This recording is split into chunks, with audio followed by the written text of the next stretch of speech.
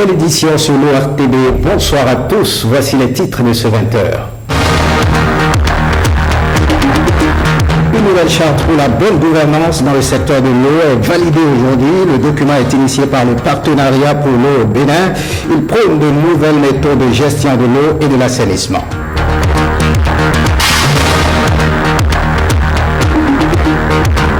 La coalition des organisations professionnelles d'infirmiers et de sages-femmes s'insurge contre la formation des agents de santé par des écoles privées.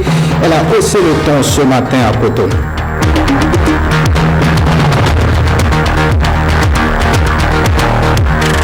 Et puis 20 juin, date de célébration de la musique, à suivre le message du ministre de la Culture et retour sur le succès d'Angélique Kidjo. La star béninoise a décroché son 3e Grammy Awards cette année.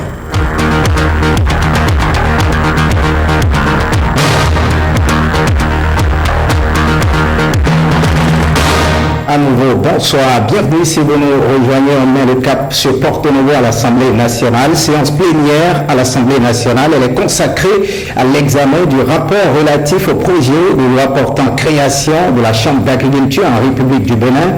La séance n'a pu se tenir parce que l'exécutif était absent. Olivier Sogori nous en parle. L'examen du projet de loi portant création de la Chambre d'agriculture en République du Bénin. Point unique à l'ordre du jour de la plénière de ce lundi. Point reporté par cette même plénière et pour cause, le gouvernement n'était pas représenté. Le gouvernement a été bel et bien informé de la séance d'aujourd'hui et de l'inscription de ce dossier à son ordre du jour. Ils ne sont pas obligés d'être là. Il nous appartient à nous de voir si le dossier que nous voulons examiner nécessite ou non qu'un ministre soit là et soit entendu. Le président de l'Assemblée nationale, bien qu'il ait souligné que la présence de l'exécutif aux séances plénières n'est pas obligatoire, conformément à l'article 95 de la Constitution béninoise du 11 décembre 90, je cite, « Les membres du gouvernement ont accès aux séances de l'Assemblée nationale. Ils sont entendus à la demande d'un député d'une commission ou à leur propre demande. L'absence du gouvernement est diversement appréciée. » Le gouvernement est en train de bloquer l'Assemblée nationale de continuer à faire son travail parce que, après les 3 mois de session ordinaire, quand on va faire l'évaluation, on ne dira pas que c'est parce que le gouvernement n'est pas là qu'on n'a pas étudié les lois. Le nouveau départ, pour toute chose, quand même, on sait que c'est de bonnes choses qu'on annonce et nous sommes surpris que c'est des défections comme ça que nous constatons. Je voudrais souhaiter qu'on prenne toutes les dispositions. On ne sait connaître. Il faut savoir raison garder. Le peuple nous regarde. J'ai l'impression que vous n'avez pas, vous ne le voyez pas. Défection, mais la semaine dernière, il y avait plein de ministres ici. Donc vous rappelez que même on a eu tous les barreaux que vous n'avez pas voulu. Le ministre était là, non? Qui est aujourd'hui un ministre absent? Vous avez peut-être des droits, mais sachez raison garder. Soyons toujours les gars à nous-mêmes. Et je crois que ça marchera. Et non pas ça. C'est dommage et c'est triste. On peut être en opposition, on peut tout. Mais il faut savoir raison garder. Malgré cette intervention de la doyenne d'âge et celle du président de l'institution, les députés de la 7e législature ont souhaité se pencher sur le sujet à une autre séance plénière. Et on parle toujours politique, mais à l'université, la Fédération nationale des étudiants du Bénin, FNEB, organise la rentrée parlementaire des étudiants, édition 2016. Que comprendre de la rentrée parlementaire estudiantine et quel sera le programme de cette année? Suivez le président du conseil central de la FNEB au micro de Mathieu Sokano et Louise Landibla. La rentrée parlementaire, c'est l'activité statutaire de l'organe de contrôle de la FNEB. Et cette activité exprime le démarrage des activités humaines du Conseil central fédéral. Le thème de la rentrée parlementaire 2016, c'est la gestion des conflits et crises au sein de la FNEB et le maintien du cadre universitaire sain. La rentrée commence le mercredi demain, 22 juin, à partir de 9h à l'amphithéâtre Olébé. Et il y aura plusieurs intervenants, plusieurs communications. En première place, nous avons une communication sur la gestion des crises, les mesures préventives et une seconde sur l'environnement, étant donné que nous sommes dans le mois de l'environnement. J'invite toute la communauté estudiantine à répondre présent à cette rentrée parce que c'est la rentrée de tous les étudiants, même si c'est la rentrée du Conseil central fédéral, la FNEB c'est pour tous les étudiants. Parlons assainissement dans cette édition. Le partenariat pour l'eau Bénin, PME Bénin, en collaboration avec les acteurs du secteur de l'eau, a organisé ce mardi un atelier destiné à valider une charte. Il s'agit d'un document qui prône désormais la bonne gouvernance dans le secteur de l'eau et de l'assainissement au Bénin. Petroni Lokoso et Rachida Biomama nous en disent davantage. L'accès à l'eau, un droit pourtant humain, n'est pas une réalité pour tous au Bénin. Le manque d'intégrité serait l'une des causes du phénomène, selon un rapport publié en 2008 par Transparency International et le réseau Water Integrity Network. Une étude justifiée par la récente crise qui a secoué le secteur de l'eau au Bénin, d'où ce document qui prône la bonne gouvernance. L'eau, c'est la vie. Aujourd'hui, la nécessité d'une bonne gouvernance et de l'instauration des mesures permettant de lutter contre la corruption pour améliorer les performances du secteur de l'eau fait l'unanimité. Au Bénin, le temps est venu pour nous d'agir. Nous ne devons plus laisser prospérer la corruption et le manque d'intégrité dans le secteur. Il est donc question pour les participants d'examiner en profondeur la charte et son mécanisme d'opérationnalisation. Au regard de l'expertise ici mobilisée, je ne doute point de la qualité des résultats qui sortiront de vos travaux et je vous en cède d'avance gré de donner ainsi votre contribution à l'amélioration de la gouvernance et de l'intégrité dans le secteur de l'eau et de l'assainissement. Je vous garantis d'ores et d'ailleurs mon soutien et la disponibilité des cadres du ministère en charge de l'eau à porter cet instrument de bonne gouvernance que sera la charte à accompagner son opérationnalisation. Au terme des travaux de l'atelier, des suggestions et recommandations devront être faites pour améliorer, à travers la charte, la gouvernance du secteur de l'eau et de l'assainissement au Bénin pour le bonheur des populations. La revue 2015 du secteur de l'énergie a démarré aujourd'hui. Les échanges tournent autour du thème performance du secteur de l'énergie du Bénin, planification et régulation. Une rencontre qui réunit experts, partenaires et acteurs du secteur de l'énergie. Aurélie Sauton pour les détails. Cette rencontre vient à point nommé quand on sait que le Bénin traverse actuellement une crise énergétique marquée par des délestages récurrents et la mauvaise qualité des services offerts aux consommateurs. Il s'agira de faire le point des avancées et des faiblesses du plan directeur de développement de l'électricité et du plan de redressement du secteur en vue de proposer des mesures d'amélioration. Un accent sera mis sur les initiatives et les préoccupations du secteur privé. Les services énergétiques, l'accès à l'énergie durable pour tous et les objectifs du secteur ne seront atteints que si des solutions rapides et idoines sont trouvées pour résoudre définitivement le problème de déficit de l'offre de l'énergie électrique dans notre pays par la mise en œuvre d'une politique d'accroissement de la capacité nationale de production d'énergie électrique, soutenue par une diversification, je dirais, des sources extérieures d'approvisionnement en énergie électrique. Et c'est à ça que nous nous employons et c'est à ça que nous mettrons tous nos efforts. Ces objectifs ne peuvent être atteints sans l'apport des partenaires techniques et financiers. Ils ont une fois encore rassuré de leur engagement dans ce sens. Vous pouvez compter sur notre soutien constant dans la poursuite du dialogue en tant que membre actif. La revue sectorielle et plus généralement le dialogue entre les PTF et le gouvernement n'est utile que si l'on s'en sert. Quand on lit l'aide-mémoire de la dernière revue sectorielle, on ne peut que constater la pertinence des recommandations formulées à cette occasion. Malheureusement, l'exécution d'un certain nombre d'entre elles a un goût d'inachevé, même si des efforts ont été faits. À ce sujet, je voudrais rappeler à l'attention du gouvernement et à toutes les parties prenantes du secteur que la mise en œuvre de ces recommandations doit se poursuivre, tout simplement parce qu'il s'agit de mesures nécessaires et déterminantes pour les prochaines interventions dans ce secteur. Les 48 heures d'échange devront déboucher sur des recommandations pertinentes qui serviront de boussole pour insuffler une nouvelle dynamique au secteur de l'énergie au Bénin. Le projet d'appui à la promotion des services financiers ruraux adaptés installe son comité technique consultatif placé sous tutelle des ministres des Finances et de l'Agriculture. Ce comité va s'atteler à redynamiser le financement des activités agricoles. Samuel Adimi, Alexis Sebem. Une ère s'ouvre pour le financement des activités agricoles au Bénin. Avec la création du PAFRA, le projet d'appui à la promotion des services financiers ruraux adaptés, les services financiers ruraux sont désormais plus opérationnels.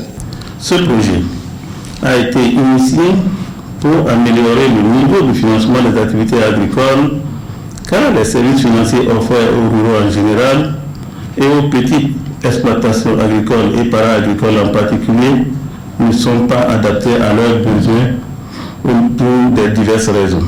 Ce coup de pouce financier est vital pour le secteur agricole à bien des égards, mais un cadre adapté pour sa réalisation s'impose. Le développement de services financiers adaptés au secteur agricole nécessite des demandes de financement bancaire.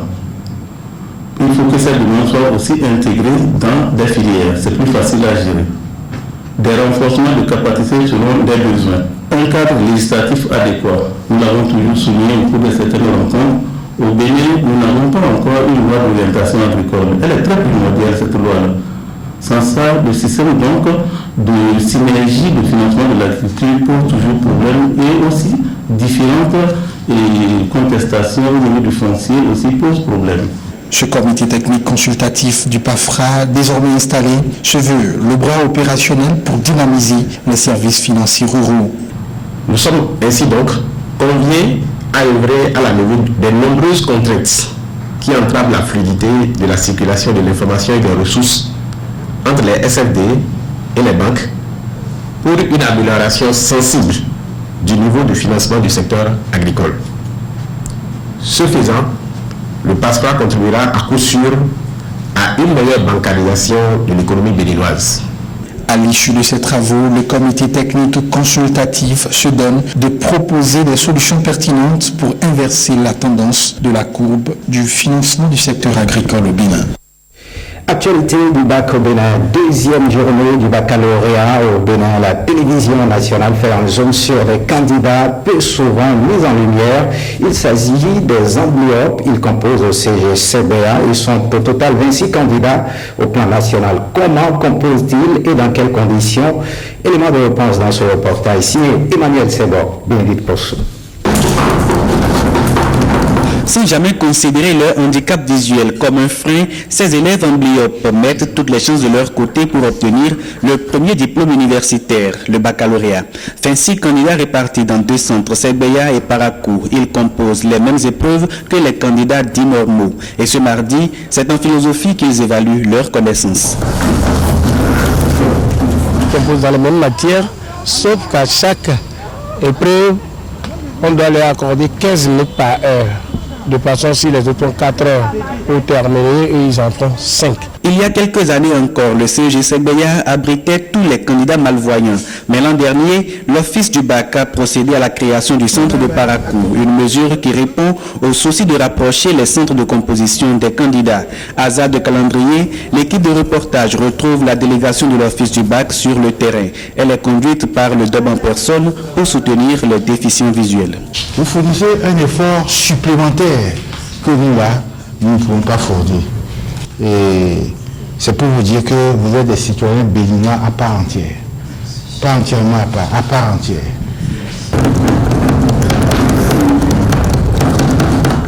Je dis merci d'avance à tout le personnel de l'Office du bac qui nous a rendu visite ici parce que ça prouve vraiment qu'ils considèrent leurs enfants. Ils ont bien transcrit les épreuves, mais seulement ils ont tellement omis beaucoup de choses. Beaucoup de choses en mathématiques par exemple et en SVT. Oui, les figures, voilà. Les schémas. L'imprimante n'a pas pris en compte cela, pareil. Bon, mais je crois qu'il y a des imprimantes encore sophistiquées. Penser à une autre génération d'imprimantes braille. Ce défi fait l'objet d'une réflexion à l'échelle de l'UEMOA, confesse Alphonse da Silva. L'ambition de créer les conditions les meilleures à ces candidats n'a d'égal que leur volonté propre de réussir non seulement au bac, mais d'être un exemple de succès pour la société. Un tour dans nos hôpitaux, la coalition des organisations professionnelles d'infirmiers et de sages-femmes du Bénin dénonce l'ouverture d'établissements privés pour assurer la formation des agents de santé. La vie de la population serait en danger selon les conférenciers. Le Bénin à l'épreuve de la prostitution des professions de la santé, infirmiers et sages-femmes. Debout, comme toujours, pour barrer la voie à l'imposture. C'est le thème qui a mobilisé les membres de la coalition ce mardi au Kodiam. Petroni Lokoso, Jean-Claude James. Ceux qui forment aujourd'hui, qui ont déjà ouvert ou qui veulent ouvrir, où sont les qualités, où sont les ressources humaines, où sont les enseignants disponibles, permanents pour les satisfaire? Il ne suffit pas d'ouvrir une école.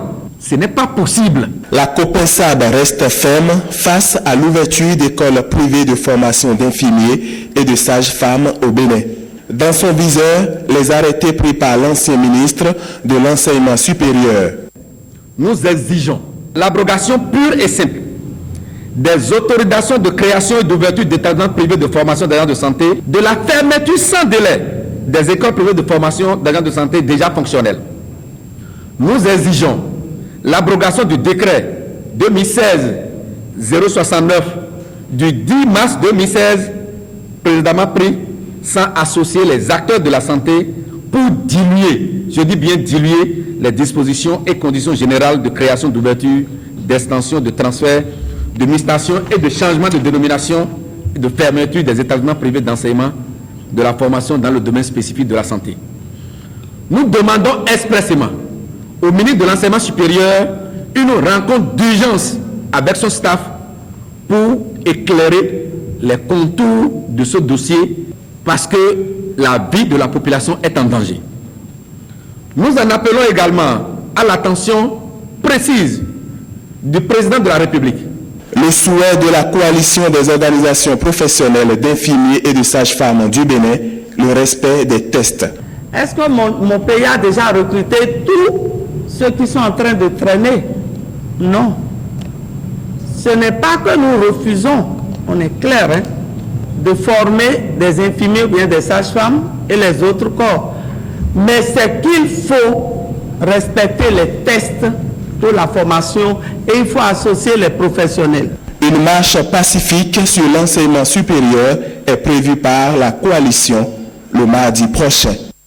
Venons-en à la célébration de la fête de la musique ce 21 juin. La première fête de la musique a été célébrée le lundi 21 juin 1982 en France. Une fête gratuite ouverte à toutes les musiques et musiciens, qu'ils soient professionnels ou amateurs.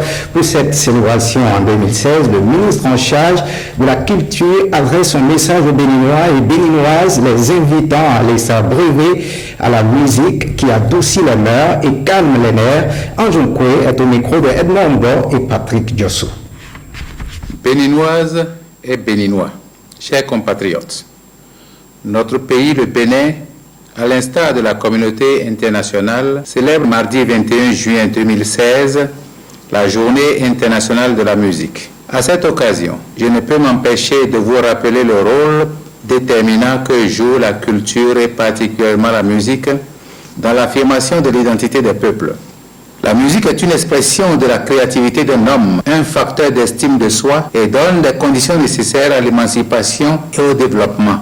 Par conséquent, rendre possible l'accès à la création, c'est aussi offrir à tous, y compris aux plus défavorisés, la possibilité de mettre en valeur leur créativité. Au-delà de l'aspect social, la musique constitue aussi un levier de développement économique au travers des industries culturelles et créatives.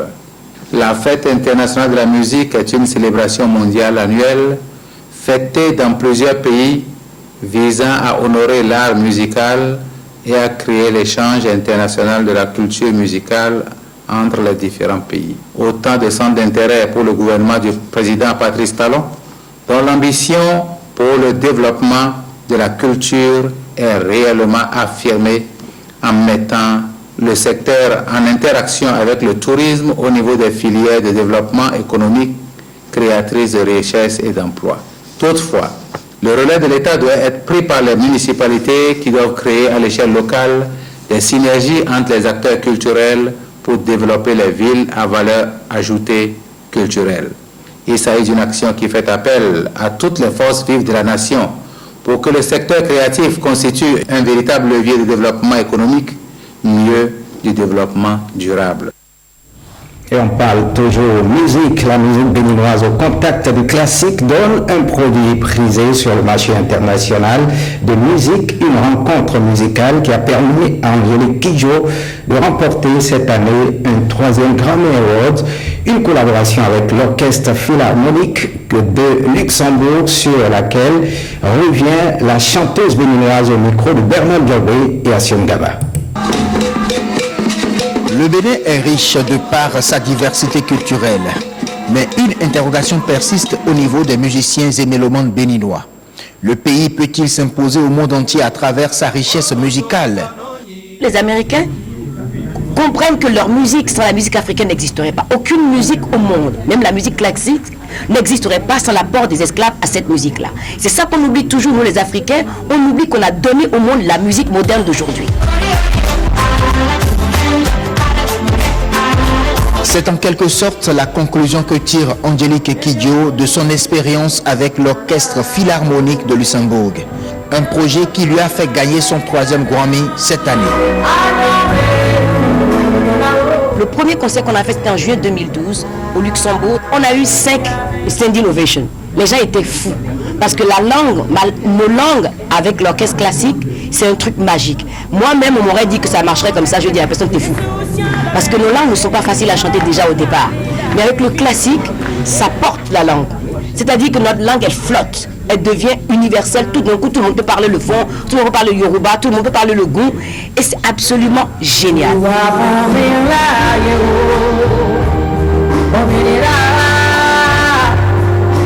Et pour faire flotter et rendre universelles nos langues à travers la musique, la star a fait référence à sa source, même sur le plan technique. Dans le concert, on a des retours, on s'entend. Mais quand il s'agit du classique, on ne peut pas, parce que tous les instruments sont acoustiques. Donc ta voix doit être acoustique sans pour autant que tu te casses la voix. Donc j'ai appris, en fait, qu'est-ce que j'ai fait? J'ai refait ce que je faisais au Bénin quand j'ai commencé à chanter à la maison, à pleine voix. C'est-à-dire que tu projettes ta voix. Ce talent-là, il est là, on est né avec. Dans les villages, on chante avec des micros. Donc je me suis mise dans ma tête, avec les 110 personnes, il faut que je fasse partie de l'orchestre. Et que ma voix soit un instrument à ce moment-là. Donc j'ai réussi à faire ça. Et c'est cet album qui a gagné le Grammy cette année. Et avec l'Orchestre Philharmonique qui en a gagné aussi un. Un 3e Grammy Award qui consacre Sings, meilleur album de musique du monde. Ceci à l'actif de la rencontre de l'accent naturel de la musique béninoise et du classique de l'Orchestre Philharmonique de Luxembourg.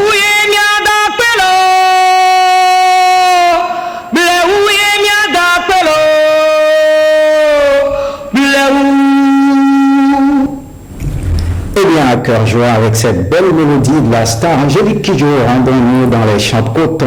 Le gouvernement a décidé de solder les dettes des producteurs de coton au titre de la campagne 2015-2016, acte important avant le lancement de la campagne cotonnière 2016-2017. Rosemont Tchakwe et Marie-Louise Perrin ont abordé ce sujet avec Delphin Long, cousin des ministres de l'Agriculture, suivant leur reportage. Le climat délicat qui prévaut dans la famille des producteurs de coton au Bénin doit être amélioré afin que leurs blancs reprennent tous ses droits. C'est ce qui justifie les récentes décisions du gouvernement mettant fin au monopole du pouvoir public sur la filière coton. L'État a pris depuis 2011-2012 la filière coton en main, donc il l'a géré jusqu'à cette année. Les conséquences, ça se voit. Il y a une déperdition et une, disons, constante action de l'État a toujours injecté de l'argent dans la filière. Et à ce propos, la première décision du gouvernement a été de remettre à César ce qui est à César, c'est-à-dire remettre aux acteurs de la filière coton la filière coton. Donc c'est en ce sens que l'AIC et les familles constituant la filière coton on leur a remis. Et pour pouvoir jouer, disons, faire la transition jusqu'à la campagne prochaine, on a mis en place un comité paritaire qui va conduire cette campagne-là, qui prendra fin certainement décembre 2016. À quelques semaines du lancement de la campagne cotonnière 2016-2017, le Conseil des ministres a constaté que tous les producteurs de coton ne sont pas entièrement payés pour la campagne précédente. C'est alors qu'il a décidé de régler sans délai la dette qui s'élève à 19 milliards 500 millions de francs CFA. Et pour que cela puisse bien démarrer, nous avons œuvré à rembourser toutes les dettes des producteurs. Parce que si cette dette n'est pas remboursée, on n'est pas sûr que les paysans, les producteurs puissent vraiment avoir le désir de faire la production de coton. Or, le coton est l'élément fondamental pour pouvoir estimer le PIB du Bénin et être classé sur le plan mondial à une certaine place de la vie économique. Donc, c'est la maîtrise du placement du coton qui fait que vraiment la chaîne est bouclée. Ce que nous savons à cet instant, c'est que la situation nette est négative. La caisse de l'État étant quasi vide, au dire du secrétaire général de la présidence Pascal Irénée Koupaki, au terme d'un conseil des ministres. Comment le gouvernement a-t-il trouvé cette somme? Il n'y avait rien dans la caisse, mais nous avions des produits. Il y a encore du coton qui ne soit pas encore placé. Et donc, vu cette confiance, nous avons fait appel au pool bancaire pour nous faire des avances pour qu'on puisse payer, comptant sur les diverses potentialités que nous avons et pour finaliser, clôturer, disons, cette campagne qui est en train de s'achever. Tout est fin prêt pour le démarrage de la campagne cotonnière 2016-2017. Quelles sont alors les prévisions? Les prévisions, il y a le président de la République qui s'est donné un objectif de 300 000 hectares, donc 300 000 tonnes, c'est-à-dire à raison de la productivité qui se situe autour d'une tonne à l'hectare. Mais nous, techniciens, on est en train de tabler sur 350. Avec cette promptitude du gouvernement vis-à-vis des producteurs de coton, les objectifs définis ont certainement des chances d'être atteints. On finit par le sport. Magou Ayapa remporte la Coupe de la Fédération édition 2016 en 2-7 devant Théophile Segodo. Une victoire rassurante sur le cours central du tennis du stade de l'Amitié. Mathieu Kéricourt à un mois de la Coupe d'Avis. Le point avec Hugues Zissozono. Magou Ayapa et Théophile Segodo, deux habitués de ce cours central du stade de l'Amitié, Mathieu Kéricourt, s'affrontent en finale de la Coupe de la Fédération. Cette finale très attendue a rapidement tourné à l'avantage de Magou Ayapa. Victoire facile au bout de 2-7, 6-2, 6-0. Théophile Segodo, complètement dedans cet après-midi, revient sur les raisons de son échec. Ce soir, ce qui n'a pas marché, j'ai vu, sur le terrain, j'étais un peu faible, je ne me sentais pas. En plus, j'ai un bobo au niveau de mon pied là qui me fait mal depuis le début du tournoi. Il fait que je suis en train de gérer. Je faisais trop de fautes, je ne sais pas pourquoi. Bon, c'est le tennis, il faut toujours continuer à travailler et pense que les jours à venir, ça va s'améliorer. Théophile Segodo n'est pas physiquement prêt. Tout le contraire de Magou Ayapa qui a su tirer leçon de ses erreurs de l'édition précédente. La dernière fois, j'avais perdu un quart de finale, je me rappelle très bien contre mon père Félix. Et pour ce tournoi, j'ai beaucoup travaillé.